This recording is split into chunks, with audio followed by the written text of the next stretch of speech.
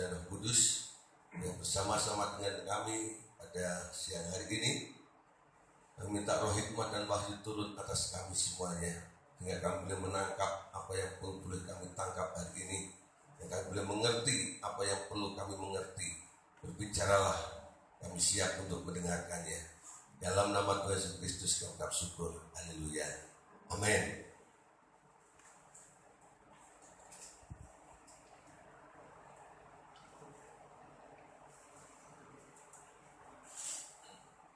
Haleluya. Hari ini kita akan membahas tentang 7 mahkota. Ya.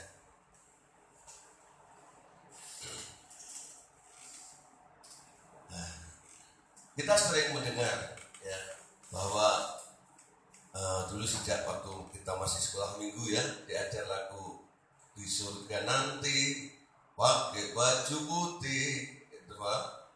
Atas kepala bermahkota emas, ya kan? Siapa yang masih ingat lagu itu? Dulu nggak pernah sekolah minggu semua ya? Sekolahnya Senin sampai Sabtu semua. Ya, itu lagu-lagu anak sekolah minggu ya, lagu kuno. Ya, jadi guru-guru sekolah minggu dulu selalu mengajarkan tentang adanya mahkota. Lalu anak-anak sekolah minggu rajin, ya, jangan bolos. Kalau bolos nanti nggak dapat mahkota. Kalau dapat mahkota, mahkotanya bolong-bolong, ya. Gituin sama guru sekolah minggunya. Jadi murid-muridnya takut sampai pulang dari rumah cerita, "Mah, aku pengen dapat mahkota." Betul nggak?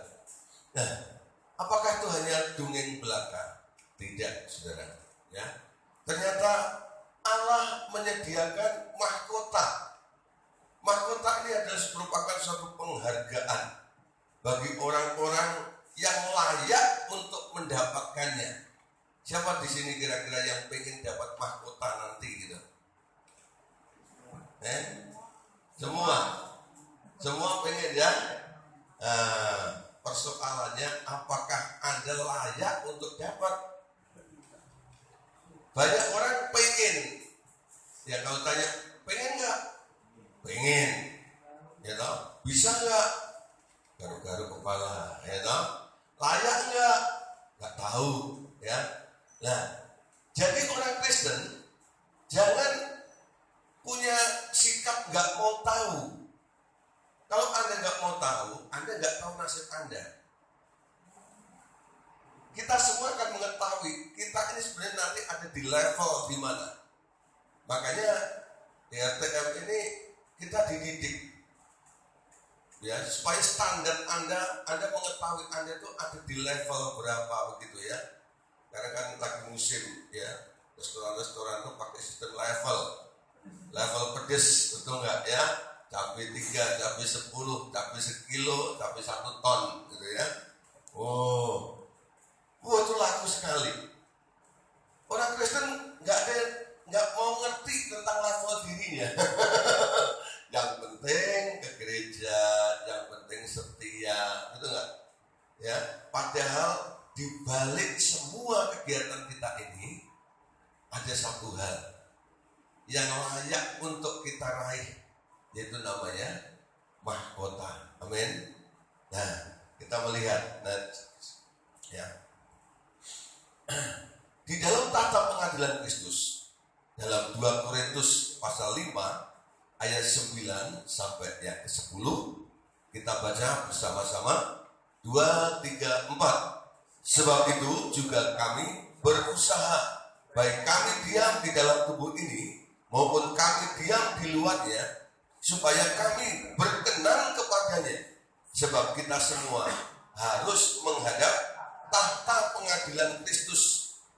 Ya, dalam bahasanya dikatakan bema.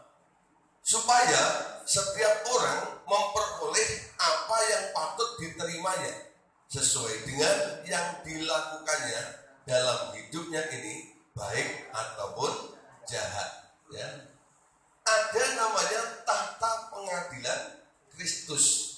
Apa itu tahta pengadilan Kristus? Tahta pengadilan Kristus dalam bahasa aslinya dipakai kata bema. Ya, bema ini jadi satu panggung sebenarnya, panggung apresiasi, di mana di bawah ini banyak sekali para aktor-aktor atau para atlet-atlet yang merasa dirinya sudah berjuang maksimal. Dia sudah tampil, sudah sudah berpenampilan atau melakukan semua yang paling baik menurut mereka. Tapi penilaian bukan pada diri sendiri ya, penilaian dari pihak juri, betul nggak? Ada jurinya, ya. Makanya disebut pengadilan. Ya, banyak orang mikir pengadilan untuk memvonis orang bersalah, tidak. Jadi ini kumpulan orang-orang yang tidak ada salahnya sebenarnya. Mereka sudah masuk dalam gelanggang pertandingan. Nah, sekarang mereka akan diumumkan siapa yang layak untuk menjadi pemenang. Ada pemenang favorit, ya, pemenang apa lagi? Ya, kalau Anda lihat apresiasi itu acara apa namanya? Miss Universe. Pernah daftar dia, ya. Tapi kurang tinggi nggak boleh. Persyaratannya di Miss Universe harusnya kan 180. Ya.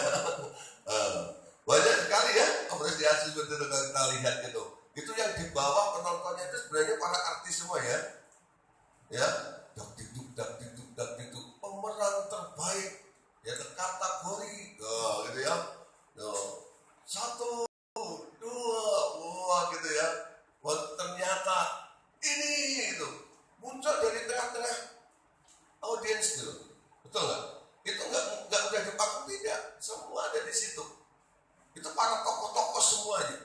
Dan nanti kita kondisi apa ya, materi apa yang Anda gunakan waktu Anda membangun rumah itu. Apakah engkau membangun rumah dari kayu, dari kertas, atau dari jerami, atau engkau membangunnya dari emas, ya? Kalau engkau membangun dari jerami, dari kertas dan kayu, nanti suatu hari akan ada waktunya segala pekerjaan akan diuji, ya. Seperti anak-anak sekolah bilang, ya, wah belajar. Satu saat ada waktu namanya ujian, betul nggak? Ya. Dalam Tuhan juga semua yang kita kerjakan, yang kita lakukan di dalam Tuhan, suatu hari akan diuji, ya, diuji.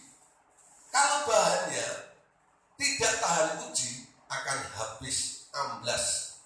Karena materi ujiannya bukan soal ujian, tapi materi ujiannya apa? Api.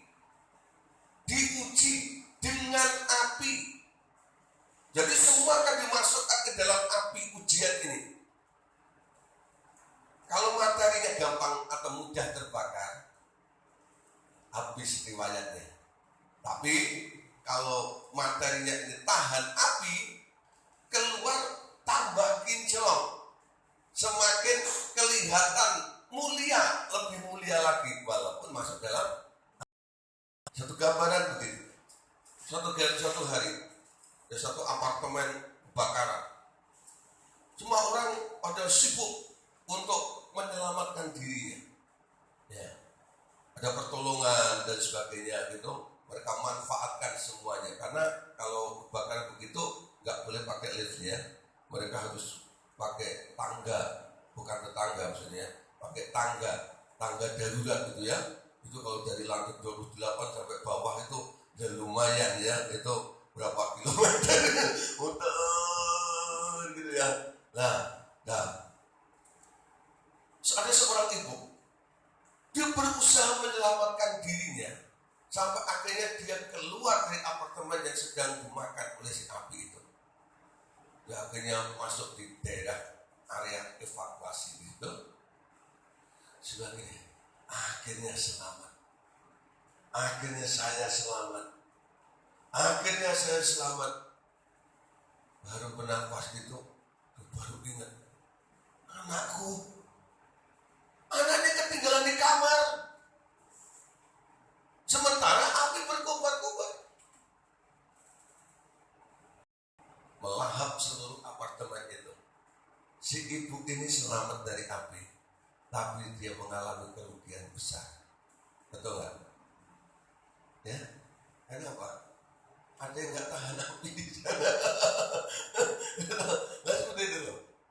Jangan sampai nanti, Anda jika pekerjaan terbakar, dia akan menderita kerugian. Tetapi dia sendiri akan diselamatkan, tetapi seperti dari dalam api. Pertama mukanya gak gosok-gosok gitu ya. Ya. Yang kedua, tadi kan waktu mau masuk ke api tadi tenteng tas gitu ya. Keluar dari api gak ada tasnya. Masuk api tadi dia bawa karung nih, gitu nggak? Keluar dari api nggak bawa karung lagi. Mungkin ada juga yang karena dia banyak sekali aksesorisnya, masuk bawa kontainer, satu kontainer gitu ya, sewa tuh, gitu ya. Keluar kontainernya kosong. Kenapa? Isinya amblas semuanya. Ternyata di dalam kontainer itu nggak ada yang bernilai di hadapan Tuhan semuanya. Tapi ada yang cuma ngantongin segini toh, itu kantong kecil gitu ya, bawa begini, kelihatannya nggak banyak. Waktu keluar dia tetap pegang. Waktu dibuka, kok tambah? Tadi waktu sebelum masuk tuh agak butek-butek gitu loh. Waktu masuk di dalam api, keluar dari api semakin kinclong, ya kan? Semakin menyala, bukan semakin pudar dan hilang, tapi semakin kelihatan aslinya. Dan orang-orang seperti inilah yang nantinya akan mendapat upah. Jadi itu yang bisa untuk bahan klaim Anda nanti untuk tukar mahkota. Jadi kalau tanganmu kosong diselamatkan, Anda nggak bisa tukar. Tukar pakai apa? Anda merasa punya segala sesuatu hari ini, telah sukses, telah membangun suatu komunitas, suatu pelayanan dan sebagainya mungkin, gitu ya. Anda bangga sekali gereja Anda begitu besar, jemaat ribuan, puluhan ribu bahkan ratusan ribu, kolektornya triliunan, tuh nggak? Sampai dimasukin Bank Indonesia susah, masuknya Bank Swiss.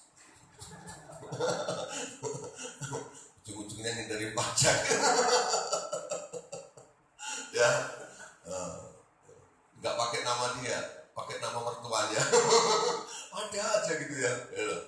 Di balik semuanya itu tuh kok aneh-aneh gitu. Saya kadang-kadang dengar, dapurnya suatu organisasi gereja dari orang-orang yang pernah ke sana, lalu cerita konseling kepada kita. Saya baru ngerti, oh begitu ya gereja Anda. Saya nggak pernah nyari-nyari. Mereka sendiri yang cerita.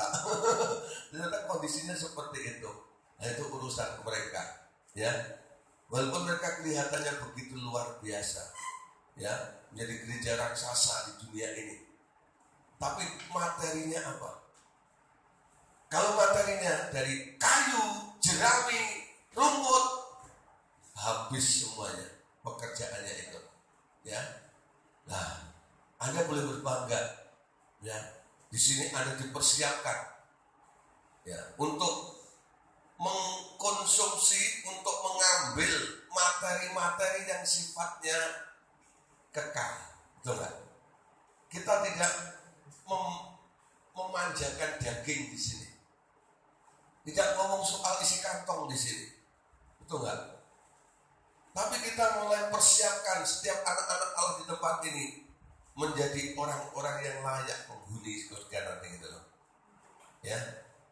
Orang-orang yang berkualitas, memiliki pikiran konsep yang sama seperti Kristus, ya. Tapi saya tidak bilang Anda harus menderita di dunia ini, ya, karena Allah ingin Anda juga kaya di dunia ini, amin. Ya, nah, orang yang nggak kaya nggak punya iman, ya, no? Iman bisa memperoleh segala sesuatu, tapi tujuan hidup Anda hanya untuk kaya, itu salah. Betul nggak? Tujuan Anda menyenangkan Tuhan, tujuan Anda mengutamakan Tuhan. Kalau Anda menyenangkan Tuhan, mengutamakan Tuhan, nanti Allah juga memprioritaskan Anda. Cari dulu kerajaan Allah dan kebenarannya, maka semuanya itu akan ditambahkan kepadamu. Ya, jadi coba belajar, cek kembali apa saja materi-materi yang sedang Anda kumpulkan hari ini untuk membangun suatu rumah ini. Ya, kalau itu hal-hal yang gampang dan mudah terbakar, cepat tinggalkan.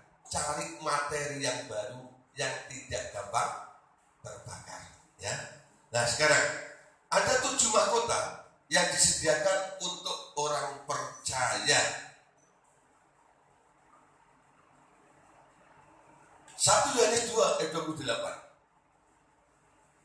Maka sekarang anak-anakku, tinggallah di dalam Kristus, supaya apabila Ia menyatakan dirinya, kita beroleh keberanian percaya dan tidak usah malu terhadap Dia pada hari kedatangannya. Jadi pada hari kedatangannya ada orang yang malu, ada orang yang bukan tak tahu malu ya, yang tidak perlu malu. Kenapa malu? Kalau menurut konteks ayat ini, dia bisa jawab? Jawab apa? Coba menurut ayat ini. Maka sekarang anak-anakku, tinggallah di dalam Kristus, supaya apabila Ia menyatakan dirinya, kita beroleh keberanian percaya dan tidak usah malu.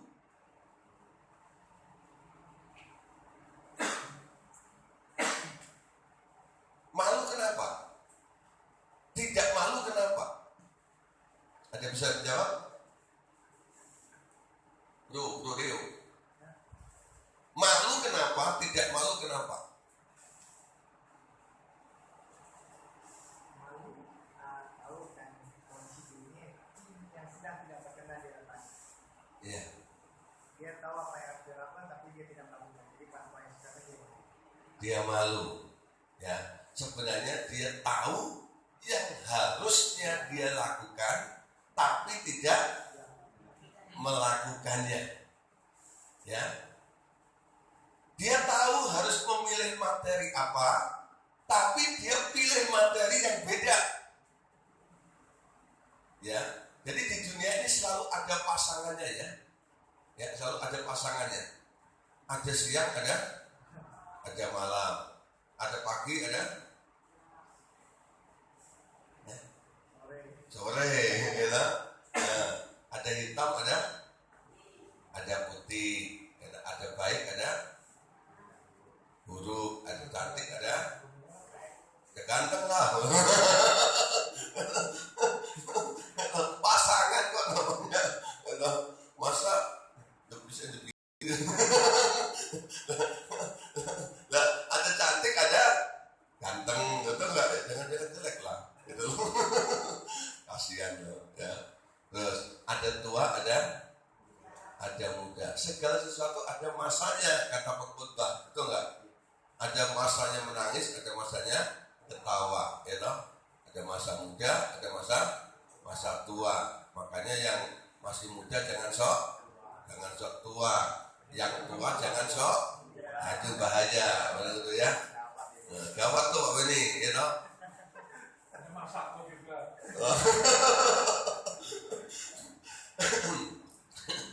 Nah, ya. Ada saatnya Anda disuruh untuk memilih. Ada materi yang baik, ada materi yang tidak. Ada yang berkualitas atau tidak. Memang untuk menggunakan yang berkualitas itu terkadang agak perlu perjuangan ya. Yesus pernah menggambarkan begini. Dua orang membangun rumah dengan dua macam fondasi atau dasar. Yang satu membangun di atas pasir, yang satu membangun di atas batu karang. Lebih mudah mana? Membangun rumah di atas pasir atau batu karang? Kenapa? lembek. Terus apa lagi? Kalau dia mau nancepin tiangnya gitu, gampang sekali dong. Pakai tangan aja digini-gini kasih air gitu, sudah artinya ini kan pasir kan begitu. Ya dong, ada main itu kasih gini aja, kasih air itu lama-lama sudah gini. Kayak orang main-mainan aja itu. Ya dong. Jadilah, ya dong. Dan itu rata, bagus kelihatannya gitu ya. Elok, indah, dibanding batu karang begitu, tamat tajam. Anda berdiri di situ, kalau nggak pakai sepatu, luka Anda juga, betul nggak? Apalagi untuk memasang pancang di situ, kadang-kadang butuh tenaga, harus pukulin batu karang ini. Ini mas terlalu sulit. Ada yang mudah, kenapa tidak kerjakan yang mudah saja? Manusia itu selalu maunya yang enak saja, betul nggak? Nah, padahal yang enak-enak itu yang kolesterol kan?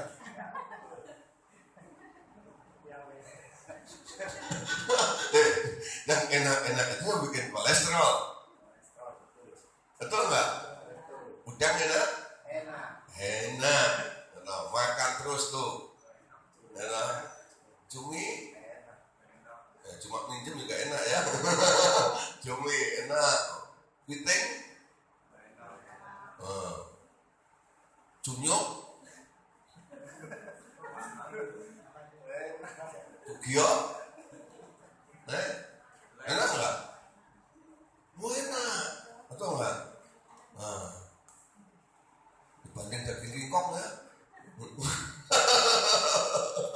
Nah, yang enak-enak itu kelihatannya gitu ya. Nah, itu soal makanan aja gitu ya. Makanya firman Allah mendisiplin Anda ya. Yang boleh dimakan apa? Ada yang bilang gini, Pak, kalau babi nggak boleh, kalau babi hutan boleh. Ya nah, babi hutan itu kukunya belah. Babi enggak. Nggak percaya, coba tangkap itu. Ada aja alasannya. Makanya bilang, celeng boleh katanya. Ya. Sebenarnya itu bukan masalah najis, nggak membawa Anda masuk surga kan ya.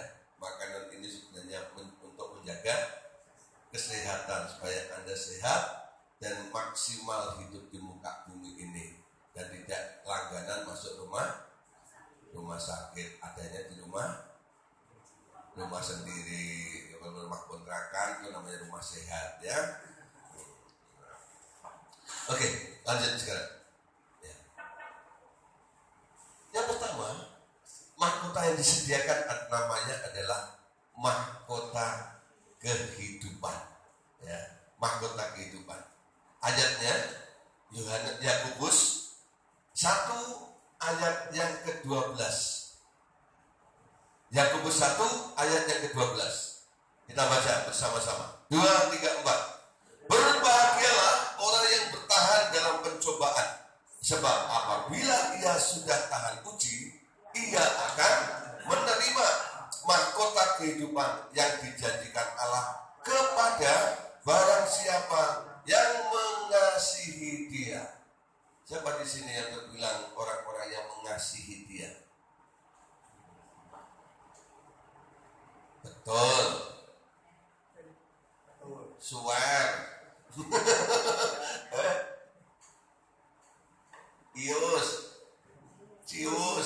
Cius.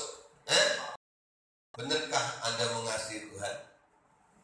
Kalau hari ini Tuhan ada di tengah-tengah Anda, lalu Tuhan tanya, apakah engkau benar-benar mengasihi aku? Apa jawabanmu? Kalau saya yang nanya, Anda bisa bilang mengasihi. Tapi kalau Tuhan sendiri yang bertanya kepada Anda, beranikah Anda menjawab seperti saya bertanya tadi? Kenapa Anda geleng? Sejak kapan punya penyakit geleng? Nah, anggap saja saya Tuhan, wakilnya Tuhan, mewakili Tuhan hari ini. Tanya kepada Anda sekalian, apakah Anda tergolong orang-orang yang mengasihi Dia? Aminnya semakin kecil, baterainya suak. sekali lagi, gitu. 3 kali Abdul, gitu. Ya. 2, 3 saksi perkara sah. Ya, saya mewakili Tuhan. Tanya, apakah Anda semuanya mengasihi Tuhan?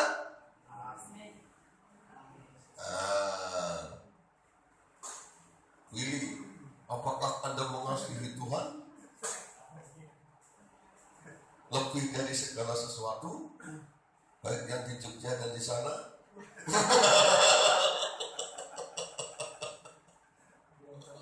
Belum 100%. Berapa persen? Nggak tahu. Harus tahu. Jadi anak Allah. Standarnya karena ini Pak. Iya, ya tahu. Ya. Pasti. Gini, kita punya hubungan dengan Tuhan. Tiap hari Tuhan kontrol kita juga tahu kondisinya. Saling, gitu ya. Makanya tadi awalnya saya katakan, jadi orang Kristen kalau tidak mau tahu, ya tahu, nggak mau tahu orang lain, nggak mau tahu kondisi barometer pertumbuhan kita, itu orang yang lalai, betul nggak sebenarnya?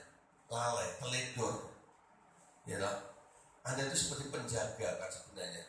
Kita penjaga apa namanya, dam yang ini ada diukur terus loh. Ini air naik, nanti Anda bisa ngomong ini siaga 1, siaga 2, betul nggak? Atau penjaga rel kereta itu loh, palang itu, ya. Anda akan tahu ada sinyal di sana. Oh, ini kereta mau datang. Ya kalau enggak banyak keributan, banyak kecelakaan, banyak kekacauan. Ya, Anda harus tahu. Kalau nggak tahu, tanya sama dia. Tuhan saya sudah berapa persen kira-kira? Karena dia juga mau tahu Anda mengasihi Anda atau tidak. Itu terbukti pernah dilakukan kepada muridnya yang namanya Petrus. Kok tahu? Dan jawabannya Petrus apa? Mirip dengan Anda tadi kan? Mbuh, orang betul, betul nggak? Aku nggak tahu Tuhan. Berapa kali? Nah, tadi saya Abdul juga tanyanya 3 kali, betul nggak? Nah, saya ikutin jalannya Yesus. Simon, anak Yohanes, apakah engkau mengasihi aku? Jawaban pertama dia bilang apa? Jawabannya apa? Jawabannya apa?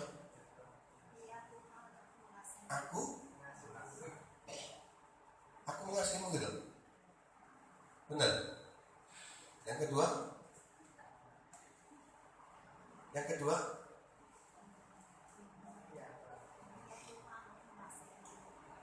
kedua? Sama. Yang ketiga?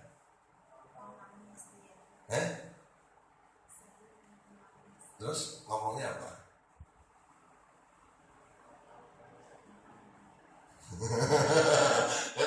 Ayo, yang pertama dia jawabnya apa? Simon, apakah engkau mengasihi aku? Dia jawab,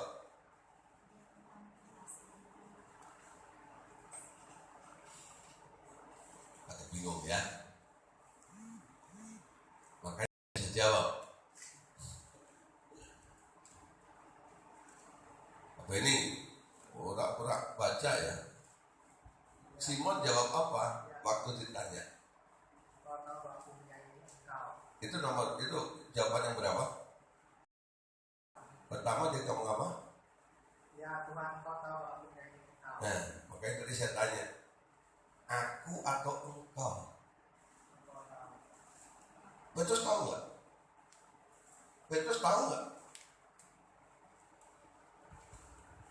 Ini kan orang nggak tanggung jawab itu. Ditanya, apa kamu mengasihi aku? Jawabnya, ya engkau tahu aku mengasihimu. Itu bukan jawaban. Ngerti maksudnya? Itu bukan jawaban. Coba Anda tanya sama anak Anda, terus jawabnya begitu. Kamu tahu sendiri? Itu bukan jawaban. Betul nggak? Itu sih anak tidak nggak respon pertanyaan Anda. Dia sebenarnya tidak menjawab. Petrus itu sepertinya ngomong mengasihi, tapi sebenarnya ditanya karena ada rasa bersalah.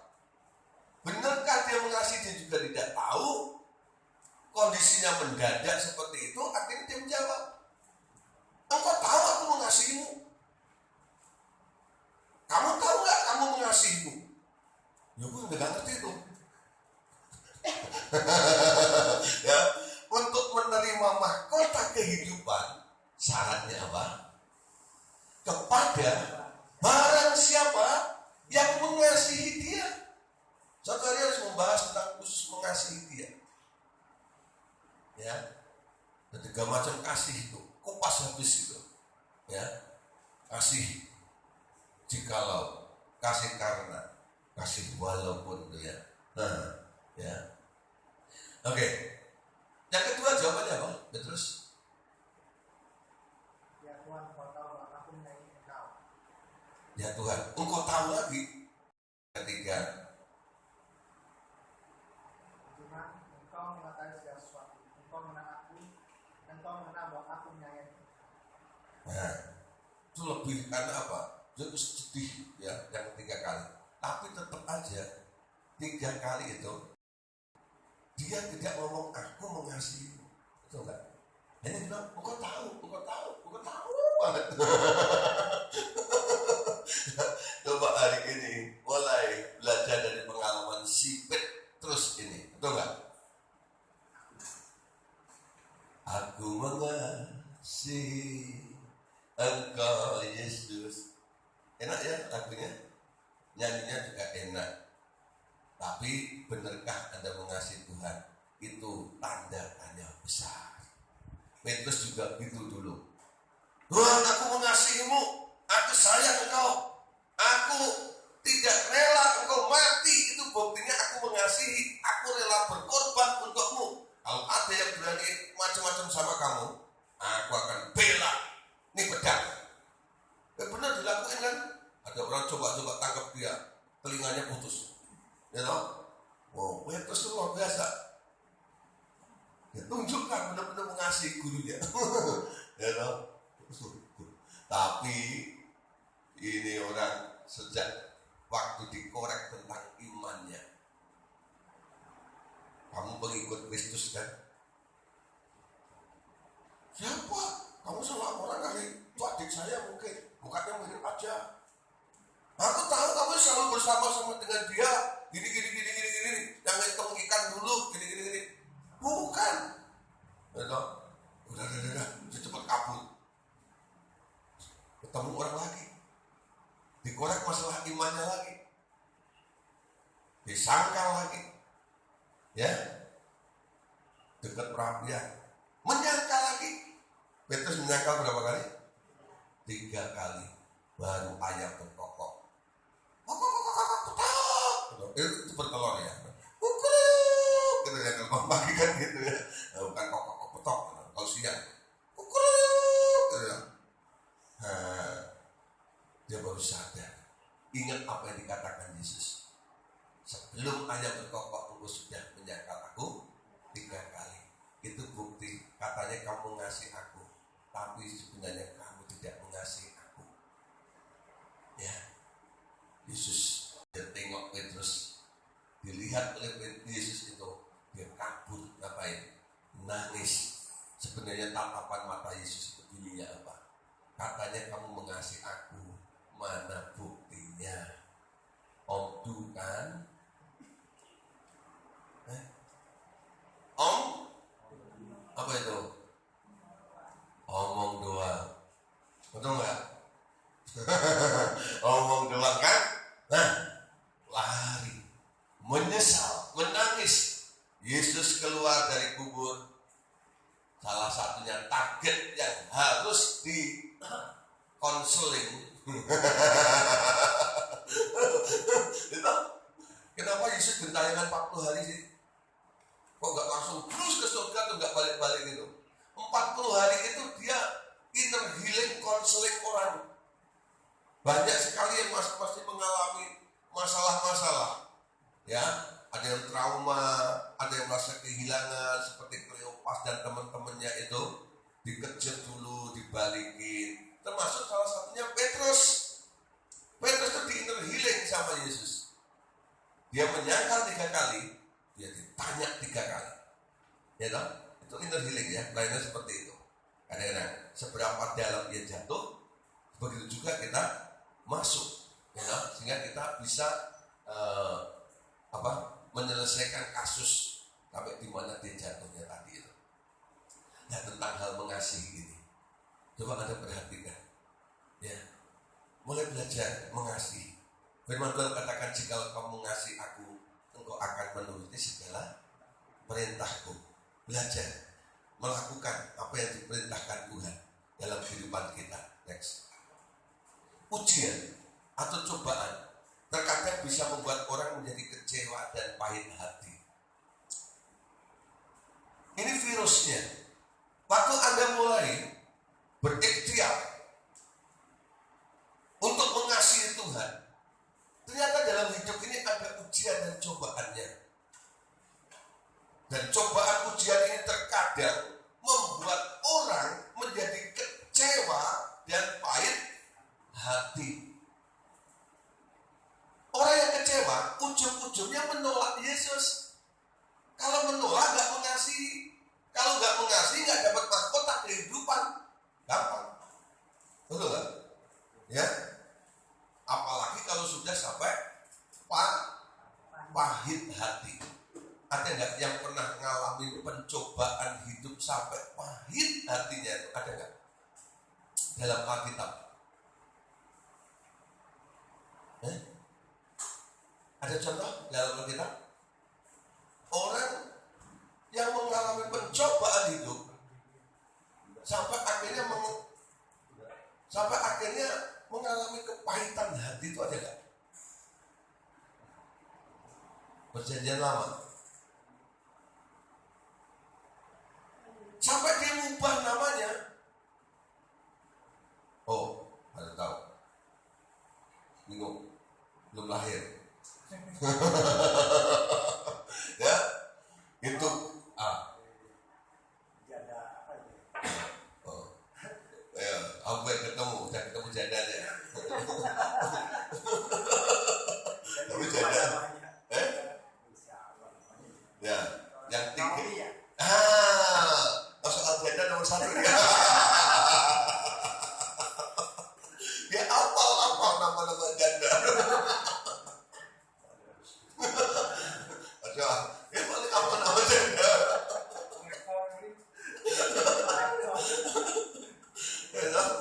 Yang lainnya tak ingat, dia ingat sendiri. Hebat. Lebih hebat daripada yang gak ingat, betul gak? Gak ingat tuh pura-pura gak ingat aja.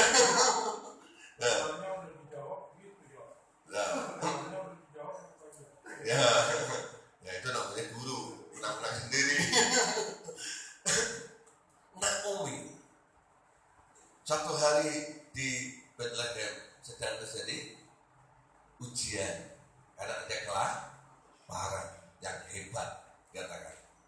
Mereka mengungsi, pergi kemana? Ke Moab. Moab itu dunia. Bethlehem itu artinya rumah roti. Ya kan?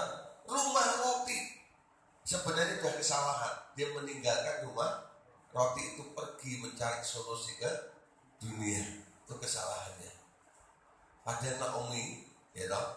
Itu waktu keluar dari Bethlehem, dia Naomi sampai di Moab. Itu 3 laki-laki, suami 2 anaknya mati semuanya, sehingga tinggal 3 janda dalam satu rumah. Ya, si Naomi merasa kasihan dengan janda-janda yang muda, teman-temannya. Sudah, aku beri kebebasan kepada Anda. Anda boleh pulang ke rumah orang tua Anda. Si Orpa, mantu yang pertama, dia kabur, ya pulang. Dan dia masih merasa cantik dan bisa cari orang lain lagi. Si Rut enggak, dia selalu ikut bersama-sama dia. Akhirnya dia pulang. Waktu pulang, ketemu dengan orang-orang di Bethlehem. Orang-orang menyapa, "Hai, itu kan si manis." Bukan jembatan Ancol ya. Si manis, Naomi. Naomi itu artinya manis.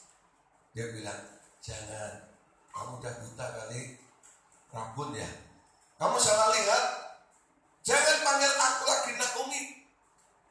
Karena ujian itu sudah membuat aku pahit hati. Betul kan? Dengan dia menyebut namanya, panggil aku sekarang Mara. Mara itu artinya pahit. Ya, pahit. Dia ke zaman nanti, ya ada satu roh, spirit namanya Absintus. Dan kitab Wahyu nanti Anda boleh baca. Absintus itu, ya, dia akan menyeret sepertiga penduduk bumi ini dan memahitkan hati mereka.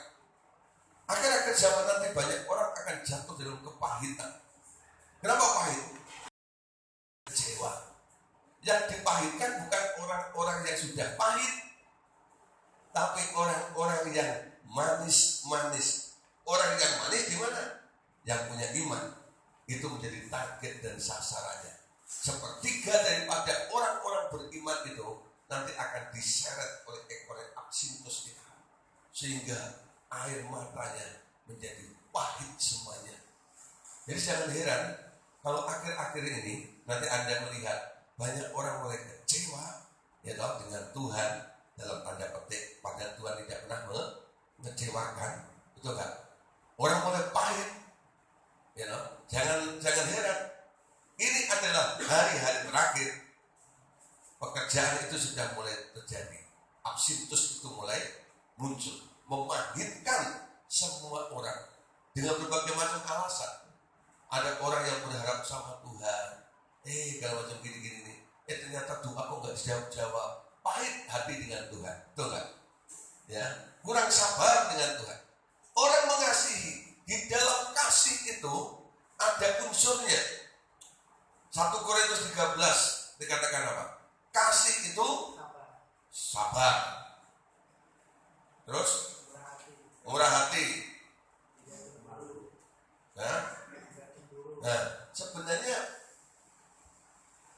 isi daripada kasih itu diawali dengan sabar, diakhiri dengan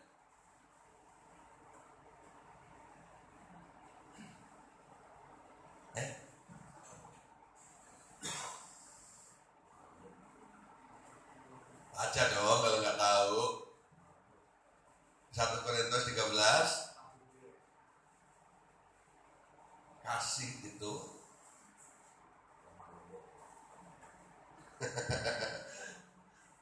ayo cepat.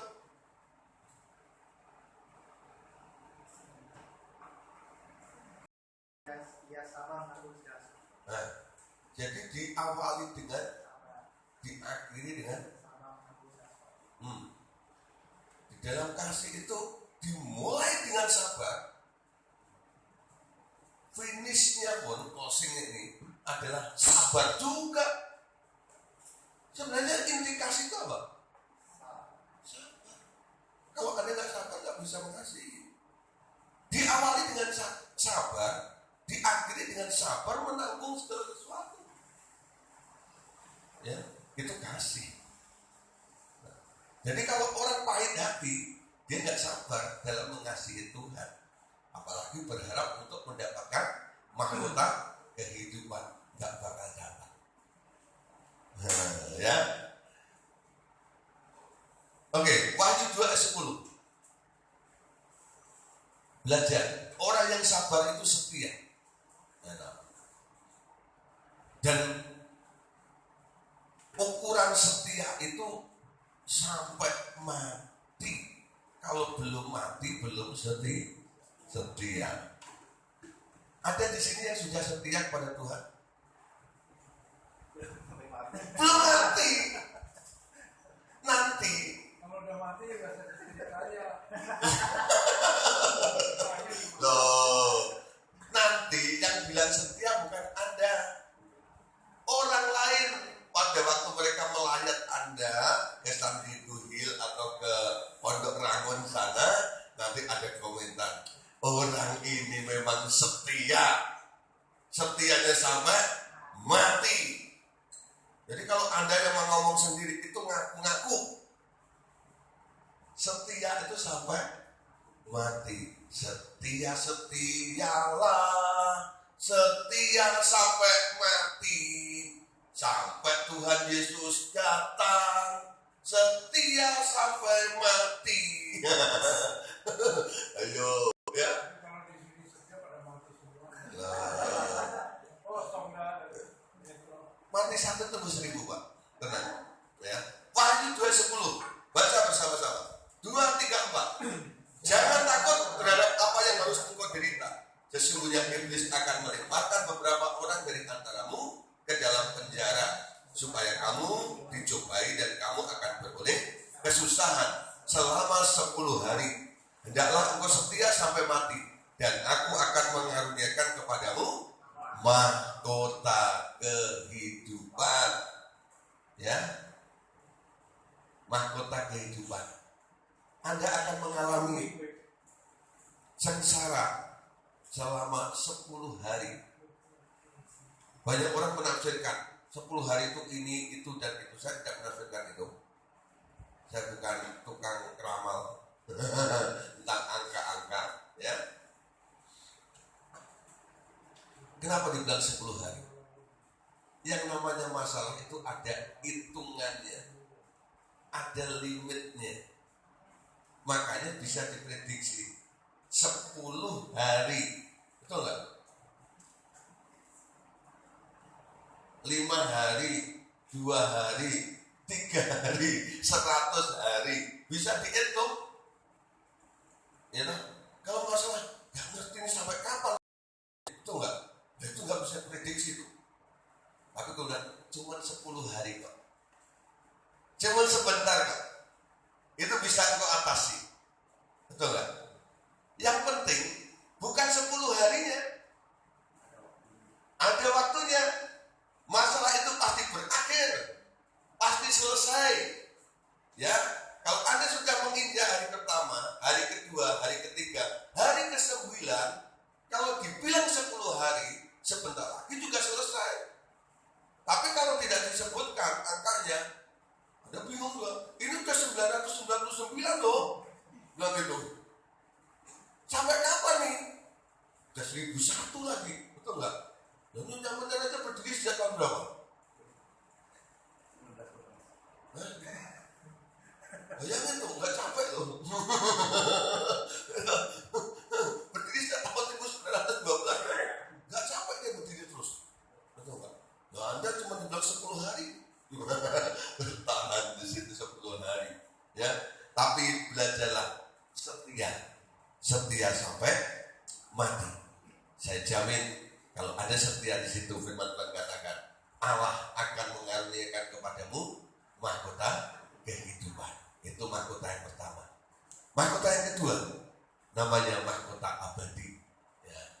Makanya ada rumah duka namanya abadi, ya, supaya abadi. Tapi walaupun ditaruh di sana, belum tentu dia dapat mahkota abadi. Ya, nah. Cuman dapat gelar aja, baru keluar dari rumah duka abadi. Mahkota abadi. 1 Korintus 9 ayat 24 sampai ayat yang ke-27. Mari baca bersama-sama. Tidak tahukah kamu bahwa dalam gelanggang pertandingan semua peserta turut berlari, tetapi bahwa hanya 1 orang saja yang mendapat hadiah? Karena itu larilah begitu rupa, sehingga kamu berolehnya. Tiap-tiap orang yang turut mengambil bagian dalam pertandingan menguasai dirinya dalam segala hal. Mereka berbuat demikian untuk memperoleh suatu mahkota yang fana, tetapi kita untuk memperoleh suatu mahkota yang. Sebab itu aku tidak berlari tanpa tujuan, dan aku bukan petinju yang sembarangan sambil memukul, tetapi aku melatih tubuhku dan menguasainya seluruhnya, supaya sesudah memberitakan Injil kepada orang lain, jangan aku sendiri ditolak. Ya, Anda lihat nih, Paulus luar biasa. Ya. Paulus menggambarkan perjalanan iman dia seperti seorang maraton. Ya, pelari maraton, bukan pelari estafet, bukan. Apa bedanya maraton dengan estafet? Maraton sendiri.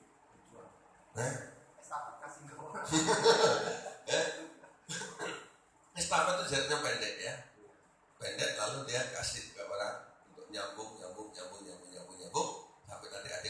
dituntaskan akhirnya itu ya, gantung anggotanya. Tapi kalau maraton tidak, ya maraton itu berapa kilo biasanya? Ya, ada 12, 10 kilo ya, ada lebih lagi ya, tergantung ya. Nah, dan sampai 20 dan sebagainya. Nah, mereka lari maraton. Ya. Nah, dalam perlombaan ini sebenarnya tangan di tangan apa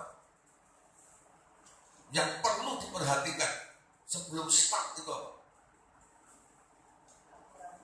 Baju ya, jangan pakai jas, apalagi jas hujan. Oh jangan, mau lari pakai jas hujan.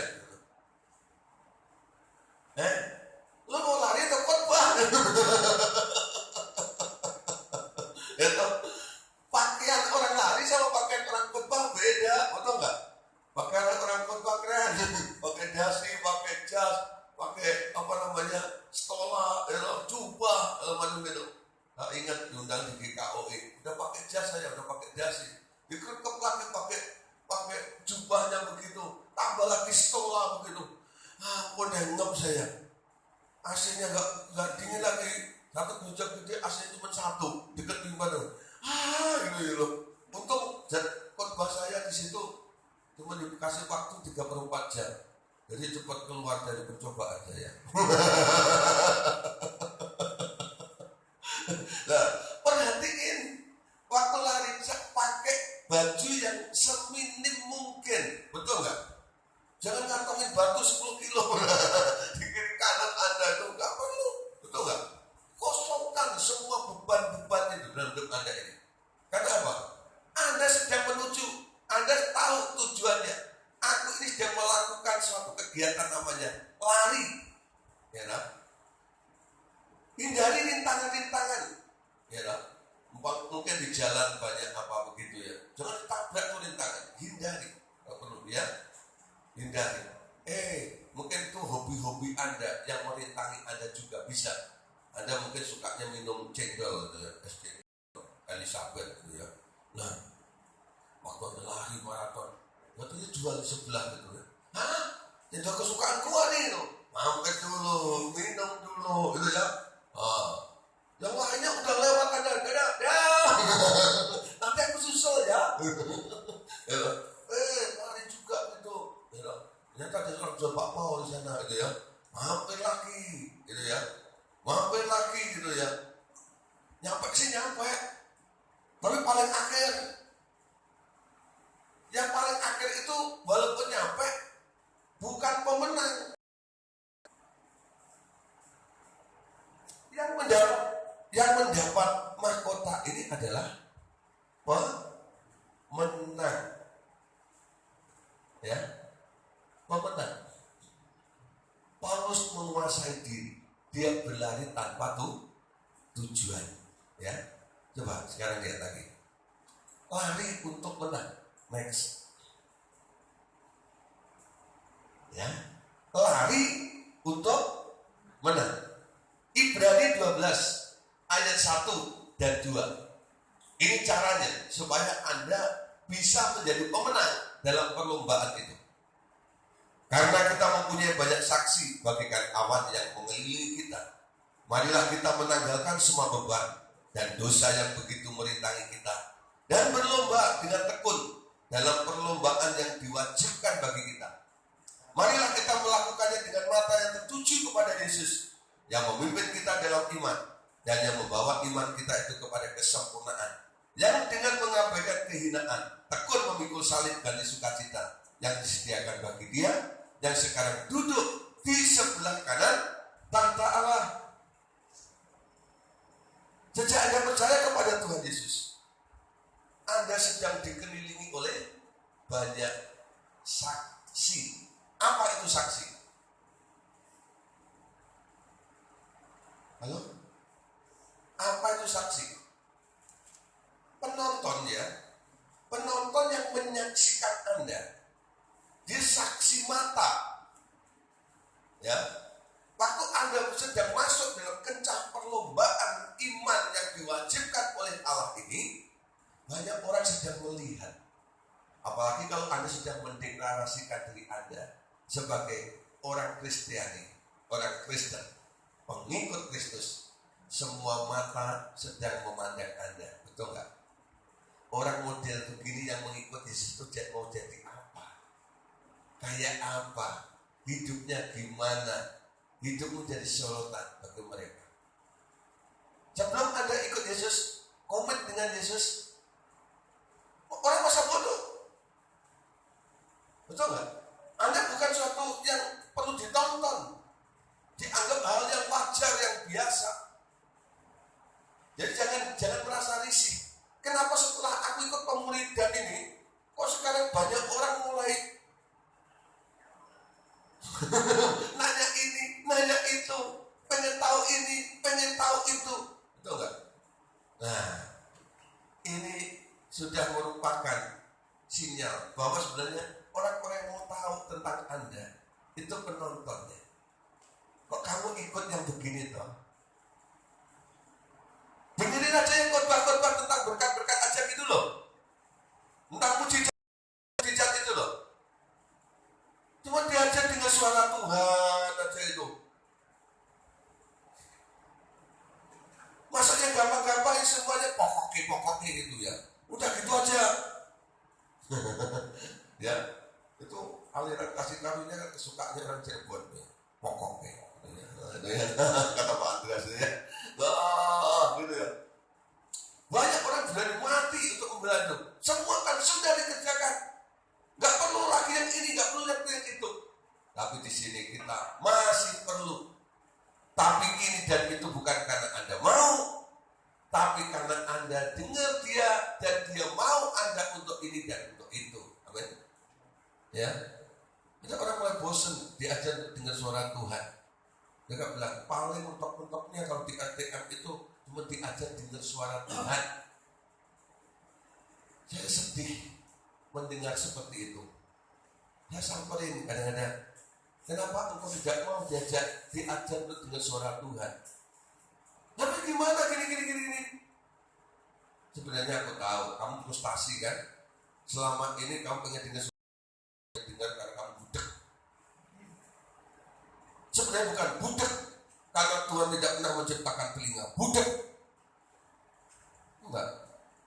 Telinga budak itu telinga cacat. Allah tak suka yang cacat. Allah membuat semuanya baik dan sempurna. Harusnya begitu. Kenapa Anda nggak dengar? Anda salah duduk. Mau dengerin handphone pinggir trotoar, jalan tol yang mobil yang bumbang gitu. Halo, yang kenceng dong kalau ngomong lu. Gua nggak dengar gitu. Padahal satu udah kenceng ngomong. Terus lama-lama di sana mulai sadar. Kok ada suara mobil ya? Bertanya, emang kamu lagi di mana? Iya, lagi di terminal. Udah, ke toilet dulu. Tempatnya sembunyi yang ngumpet yang itu loh. Nanti kamu pasti dengar dari saya. Sebenarnya nggak ada istilah nggak bisa dengar itu nggak ada.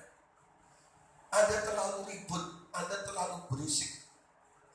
Ya, Anda terlalu berisik sehingga, ya know, Anda tidak bisa mendengar suara Tuhan dalam diri kita. Ya, jangan pernah bilang aku tak bisa dengar. Itu omong kosong. Apalagi kalau Anda sudah pernah lahir baru, itu bukti bahwa Anda sudah dengar. Yesus masuk itu karena Anda dengar, dia ketok-ketok kan. Barang siapa mendengar suaraku, aku masuk. Bagaimana dia bisa masuk kalau kamu nggak dengar? Jadi nggak ada alasan lagi untuk orang tidak bilang tidak bisa dengar suara Tuhan. Orang lahir baru itu sudah dengar suara Tuhan. Dia lahir baru gara-gara dengar suara Tuhan, ketukan Tuhan, itu enggak? Itu dengar, walaupun cuma ketukan, lama-lama bukan hanya ketukan kok, bunyinya nanti berubah dari ketukan jadi instruksi. Ada satu perintah, betul enggak? Kalau engkau mengambil posisi sebagai imam di hadapan Allah, imam besar itu setiap 1 tahun dia masuk ke ruang Maha Kudus.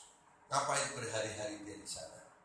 Hanya satu tujuan, menunggu instruksi dari bawahnya, tengah-tengah kerub itu, ya, nanti akan muncul suatu suara, instruksi, pesan Allah untuk satu bangsa ini untuk 1 tahun.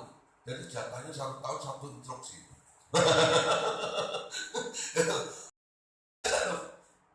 Jadi nggak boleh keluar sebelum dapat, kecuali mati ditarik, ganti imam yang baru. Ya, semua harus bisa dengar suara Tuhan. Ya, kembali ke sini. Banyak penonton yang akan mengelilingi kita, menonton pertandingan kita. Ada yang memberi mahkota ini diberikan kepada para pemenang jiwa.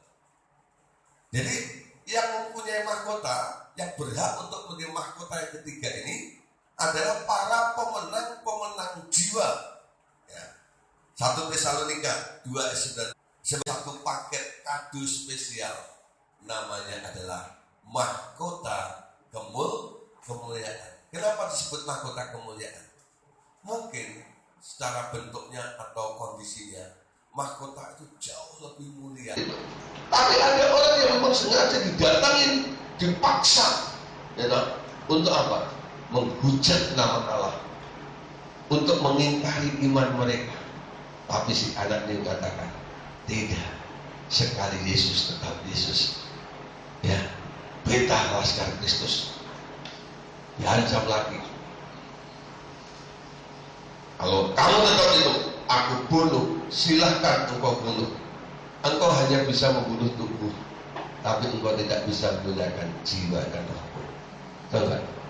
Manusia yang dipelangkan hanya bisa membunuh tubuh Anda, tapi tidak bisa membunuh spirit Anda, jiwa Anda tidak bisa. Ya, banyak orang-orang sudah menjadi martir di dunia ini, tapi jumlah komplit, sehingga mereka itu masih diberi jumlah untuk beristirahat. Nanti sampai jumlahnya komplit, mereka, lah siapa yang mau nyusul? Untuk memenuhi jumlahnya ini siapa yang mau? Orang mau? Siapa di sini mau jadi martir? Martir ini harus melamar, saya kasih tahu. Melamar. Kalau Anda tidak melamar, tidak bisa. Ajuin proposal dengan dia. Tuhan, aku siap jadi martir. Gak semua orang dipilih, orang dipilih. Ya, siapa mau?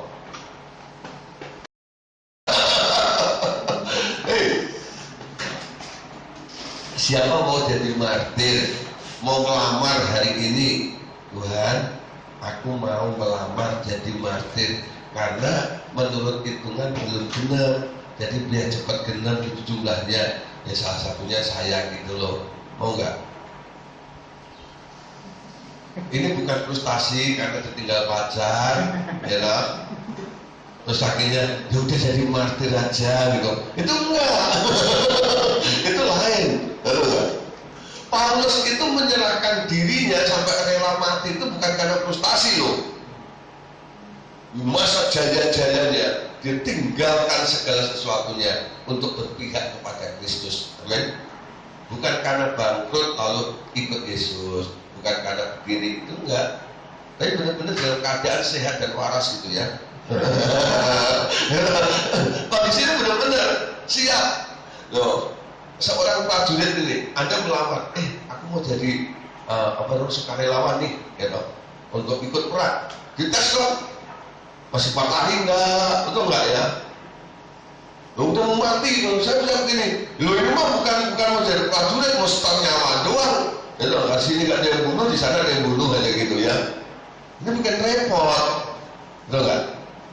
Harus mau menyerahkan, ya, mau jadi martir, ya, martir.